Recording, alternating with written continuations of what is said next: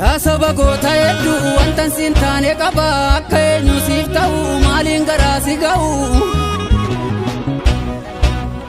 biyya abbaa koo faadha koo hin teenye ammamna koo hin ciisne cinaachi koo naafa gumaachi koo maaliin garaa si ga'u akka lakkasaa wagii du'ee siif wareegamu akka nadhii gammada as buutee siif dhabamu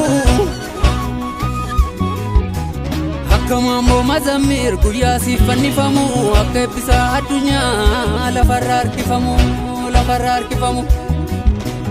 akka qeerroo nageessoo qeerrummaan kolaafamu akka leenjisoo dhiigaa summiidhaan ajjeefamu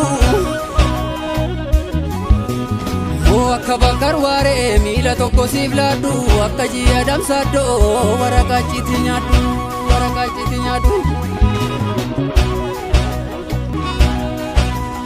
akka bishee garbaa mormaa gadawwaalamu akka garii tulluu qawween siif dadhabamu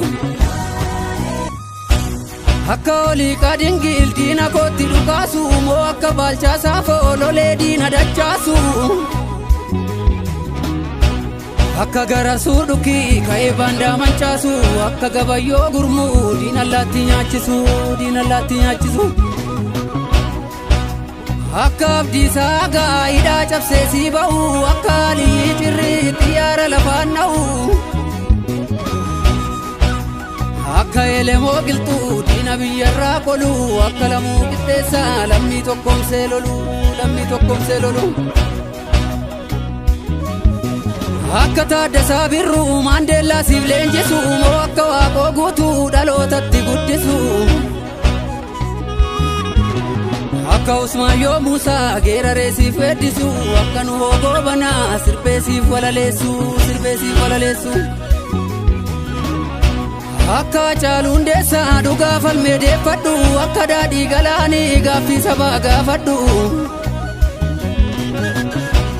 akka Yoosef Gammachuu sirbaan kuukaa baafadhu akka maaramee harkaa dhugaa sabaaf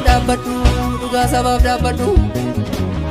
akka jaatanii alii sabaaf furmaata laadhu akka ijoollee warqituu cimtu qeerroo hammadhu akka jireenya ayyaanaa geerarsaan kuukaa ibsu moo akka alii birraa dhaloota barsiifadhu moo akka qeerroo Oromoo diinatti caraanu akka dhaloota qubee gugsee diina waraanu